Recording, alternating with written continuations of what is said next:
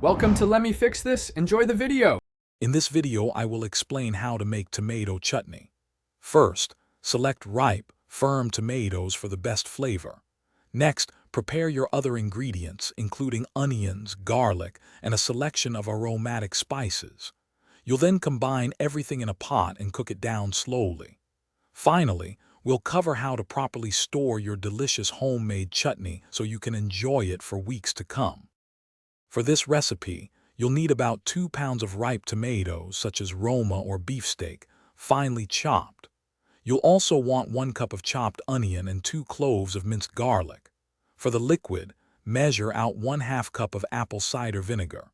Sweetness comes from 1/4 cup of brown sugar, and don't forget your favorite spices like ginger, mustard seeds, and a pinch of chili flakes. To begin cooking, combine all your prepared ingredients in a large, heavy-bottomed pot. Bring the mixture to a gentle boil over medium-high heat, stirring constantly to ensure everything is well combined. Once boiling, reduce the heat to low and let it simmer for about 45 minutes.